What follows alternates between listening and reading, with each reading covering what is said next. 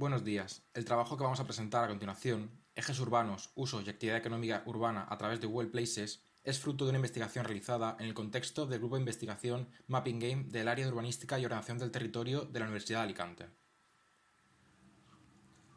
Las redes sociales geolocalizadas han ejercido una gran influencia sobre la comunicación entre las personas que se extiende a ámbitos laborales, de ocio e incluso a las relaciones con y en el entorno urbano físico. Estas formas de comunicación también han transformado la manera de estudiar las ciudades, gracias a que la información que se genera en ellas permite identificar y entender patrones de uso, presencia y actividad urbana a resoluciones que de otro modo serían inalcanzables mediante métodos tradicionales. Así, esta investigación utiliza las redes sociales geolocalizadas para caracterizar funcionalmente 6 ejes urbanos metropolitanos. Concretamente, se utilizan los datos geolocalizados de la red social Google Places, herramienta que permite estudiar la oferta de actividades económicas y usos urbanos de un determinado ámbito gracias, por un lado, a la geolocalización de esas actividades en la ciudad y, por otro, a una clasificación detallada de estas que permite agrupar la oferta según categorías y subcategorías que definen su especialización. Investigaciones previas ya han constatado la relevancia del uso de los datos geolocalizados provenientes de Google Places para el análisis de ámbitos urbanos específicos. Sin embargo, la principal aportación de este estudio es la utilización de estos datos para analizar y comparar el carácter funcional de ejes metropolitanos.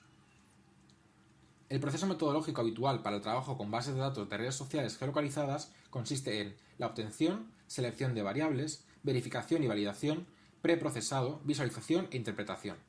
Para el caso de la red social Google Places, la obtención de los datos se realiza a partir de la aplicación informática SMUA, que utiliza la API, Interfaz de Programación de Aplicaciones, de la red social. Los datos de Google Places incluyen una serie de variables que son de interés para este estudio. Una de ellas es la clasificación por defecto que Google Places hace de los lugares que están registrados en la red social. Es decir, cada lugar o actividad económica está adscrito a una categoría o descriptor que define su especialización. Las bases de datos de Google Places tienen más de 90 descriptores o categorías que se agrupan en 10 grandes categorías para facilitar la caracterización funcional de los casos de estudio, diferenciando entre actividades relacionadas con arte y entretenimiento, educación, colegios y universidades, comida y restauración, salud y deporte, vida nocturna, aire libre, profesionales de gobierno y otros lugares, servicios, compras y viajes, transporte y turismo, agrupando así las categorías iniciales. Como ámbito de estudio se seleccionan 6 ejes metropolitanos. En Madrid, el eje conformado por el Paseo de la Castellana, Paseo del Prado y Paseo de Santa María de la Cabeza. En Barcelona, la Avenida Diagonal. En París, el eje conformado por la Avenida Gran Armé, Avenida Campos Elíseos y Calle Rivoli. En Londres, el eje conformado por Piccadilly, London Wall, Whitechapel Road y Mile End Road. En Nueva York, la Avenida Broadway y por último, en la Ciudad de México, la Avenida Insurgentes Norte y Sur. El trabajo con datos geolocalizados de redes sociales requiere de ámbitos determinados con cierta concentración de actividades, por lo que, a diferencia de otros autores que han estudiado ejes urbanos centrándose exclusivamente en el área correspondiente a la calzada y las aceras, con el frente de fachada como límite espacial, en el caso de Jacobs, o la distancia social entre individuos, en el caso de Gell, es necesario incluir también la edificación adyacente al espacio, como comenta Larham. Como punto de partida para definir el alcance espacial del ámbito de estudio, se adopta el criterio de la primera manzana edificada, cuyo frente configura el límite visual del entorno urbano, teniendo en cuenta además ciertas excepciones o singularidades, como la presencia de espacios libres junto al eje, ya que puede estar relacionado con la proliferación de otro tipo de actividades diferentes a las del resto del eje de estudio. Los ámbitos seleccionados se caracterizan por la irregularidad de su trazado, en función de la morfología existente en cada tramo del eje, y donde destaca la presencia de grandes zonas verdes o parques urbanos adyacentes a este trazado que amplían el límite visual del mismo. Tras la obtención, verificación, filtrado y recategorización de los datos dentro de la delimitación establecida, se cuantifica el número de datos por ciudad y categoría. Como primer resultado se observa que París y Madrid tienen una mayor concentración de actividad, tal y como lo muestra el cálculo de actividad económica por cada 100 metros, siendo México el eje que concentra menos actividad en esta misma proporción. Como se ha podido constatar en la cuantificación general, las actividades que más destacan de forma generalizada en los 6 ejes de estudio son aquellas relacionadas con las categorías de servicios y comercio, y cuya suma corresponde a más de la mitad de las actividades totales, mientras que el resto de categorías adquieren un papel menos relevante, salvo algunas excepciones como la de salud y deporte en el caso de Nueva York o restauración en Londres o México. En el tramo central de los ejes se concentra una mezcla de usos destacable. mientras que en las zonas más periféricas proliferan aquellas actividades o usos vinculados a oficios, comercio de productos de primera necesidad, locales de restauración, etc., que dan servicio a las áreas residenciales que allí se ubican. Se reconoce además una cierta dispersión de estas actividades conforme nos alejamos de áreas más centrales.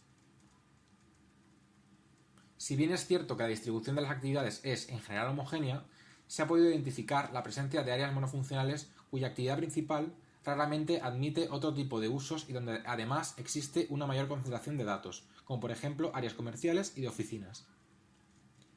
Los resultados del estudio ratifican la relevancia funcional y jerárquica dentro de sus respectivas ciudades, ya que se trata de centros neurálgicos donde tienen lugar las principales actividades relacionadas con el turismo, la cultura, la administración local y los servicios. La categoría más homogénea en cuanto a distribución de datos a lo largo del trazado de todo el eje es la de turismo y transporte, destacando sobre todo aquellas actividades relacionadas con el transporte público como estaciones o paradas. Esta cuestión evidencia la gran conectividad y accesibilidad de los ejes analizados. Además, con los datos es posible realizar un análisis más pormenorizado de las categorías predominantes, identificando una cierta especialización en el tipo de actividad económica del ámbito. Por ejemplo, en la categoría de servicios en Madrid se puede apreciar una gran concentración de actividades financieras, comerciales, de restauración e inmobiliarias. Analizando las actividades en relación con la trama urbana, también se ha podido detectar que ciertas categorías tienen mayor presencia en áreas o tramos del eje cuya configuración física lo permite. Así, en áreas peatonales con anchos de acera mayor o en las proximidades de espacios abiertos existe mayor presencia de locales de restauración o comercios en planta baja, mientras que en la periferia de las ciudades se ubican grandes equipamientos y dotaciones como universidades, hospitales o centros comerciales, que son actividades que requieren de una mayor superficie. Vemos aquí algunos ejemplos de estos espacios abiertos adyacentes a los ejes de estudio de Madrid y México. En cuanto a los grandes espacios abiertos como parques o jardines, estos se distribuyen de forma dispersa a lo largo de todos los ejes, aunque en todos los casos destaca una gran zona verde cuya extensión e importancia en la trama urbana es relevante en comparación con otras áreas verdes de menor escala, y que además su presencia ayuda a la proliferación de otro tipo de actividades en sus proximidades. El análisis y comparativa de los 6 ejes objeto de estudio ha permitido extraer una serie de conclusiones en relación con su carácter funcional a través de los datos geolocalizados de Google Places. Las actividades que más destacan en todos los casos son las relacionadas con las categorías de servicios y comercio, destacando el sector inmobiliario y financiero.